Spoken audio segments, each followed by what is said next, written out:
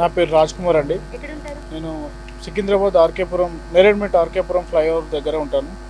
Cab డ్రైవర్ని నేను ఇక్కడ మెర్క్యూర్ హోటల్ ఉంటుందండి. నేను తాజ్ డెక్కన్ లైన్లో అక్కడ నుంచి నేను మండి 36 అని లొకేషన్కి వెళ్తున్నాను. ఇక్కడ డ్రాప్ చేశాను. డ్రాప్ చేసిన తర్వాత కస్టమర్ దగ్గర చేంజ్ లేకపోతే నేను కస్టమర్ చేంజ్ తీసుకొస్తాను వెళ్ళారు. 1 minute 2 minutesలో వస్తామని చెప్పి వెళ్ళారు.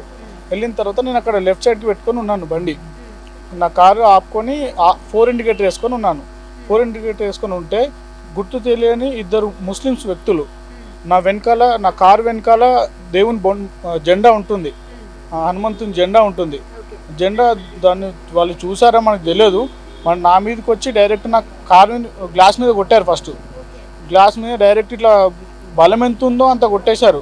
నేను గ్లాస్ పగిలిందేమో అనుకున్నా. ఫస్ట్ వచ్చి చూసి ఎందుకు కొట్టారు, నా కారు మీద ఎందుకు కొట్టారని నేను ప్రశ్నిస్తే ఏమ్రా రోడ్ మీద పెట్టినావు ఏమ్రా అని వాడు హిందీలో మాట్లాడుతున్నాడు. మనకు హిందీ అంత రాదు, నాకు వచ్చే వరకే వచ్చు. అడిగిన తర్వాత తెర అమ్మకు చోదు, అమ్మకు చోదు, తెర అక్కకు చోదు అని డైరెక్ట్ మాట్లాడుతున్నాడు. ఏమో ఎందుకు మాట్లాడుతున్నావు అట్లా అని చెప్పి మాట్లాడితే డైరెక్ట్ నా మీదకి వచ్చి నా మీద పడ్డారు. నా మీద పడి దాడి చేశారు.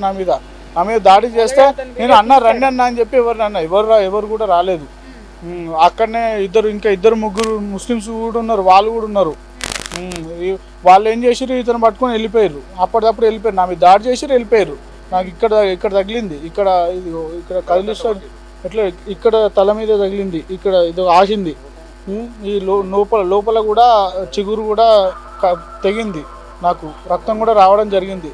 నేనేం చేయాలో తెలియక నేను మా వాళ్ళని సంప్రదించడం జరిగింది. నిన్న రాత్రి గ్రీన్ స్టోన్ దగ్గర మంది 36 దగ్గర ఇన్సిడెంట్ జరిగింది.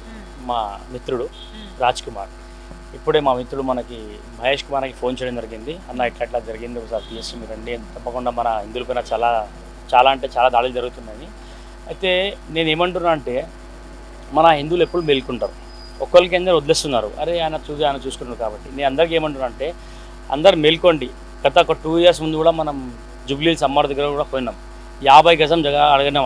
అక్కడ కూడా మనం దేని గురించి అడిగాం, గుడి గురించి అడిగినాం. ఈ అక్బరుద్దీన్ ఓవైసీ, అసదుద్దీన్ ఓవైసీ ఏం చేస్తారు, ఎవరు సత్తా మీద కూర్చున్నా నా కాలు పట్టుకొని అడిగింది. కుళ్ళైపోయినా మొత్తం అందరికీ. నేను చెప్పేది ఏంటంటే ప్రభుత్వంకి, చట్టం మీరు మారండి.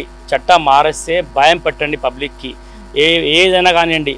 ప్రతిసారు హిందువుల పైన ఒక 2 months కూడా సేమ్ ఆటోడ మీద రాసిండు. మన నాన్నని పేరు చేంజ్ చేస్తే మనం మతం చేంజ్ అయినట్టు రాసిండు ఆయన. అయితే అది కూడా వాళ్ళకి డైరెక్ట్ కాకుండా మనం హిందువులు సాఫ్ట్ కనుక పోతాం. ఎక్కడైనా కానివ్వండి, మన పని మనం చూసుకుంటాం, మన పిల్లలు, మన ఫ్యామిలీ, మన ధర్మం, మన దేశం చూసుకుంటాం.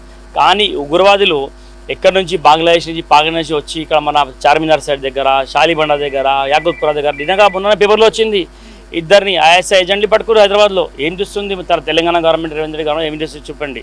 ఇప్పుడు ఒక్కరికి అయింది, రేపటికి ఆడవాళ్ళు కూడా కావచ్చు, వీళ్ళు కూడా కావచ్చు. నేను చెప్తున్న కొత్త చట్టం తీసుకురండి, స్ట్రిక్ట్ యాక్షన్ తీసుకోవాలా. హిందువులపైన దాడి ఎప్పుడు జరుగుతుందో మేము చాలా సహిస్తున్నాం, భరిస్తున్నాం. ఒక్కవేళ జారిపోయిందనుకోండి, లా అండ్ ఆర్డర్ ప్రాబ్లం మొత్తం